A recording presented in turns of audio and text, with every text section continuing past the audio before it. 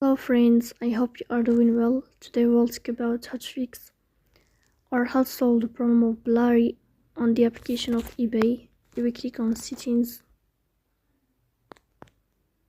Here we click on apps, default apps, app settings. In this page you will search about eBay. Here we click on first stop and you will click OK. Then you will enter to the window of storage. Here you will click on clear cache. Then you will turn off your Wi-Fi and you will turn on your Wi-Fi again to fix that problem.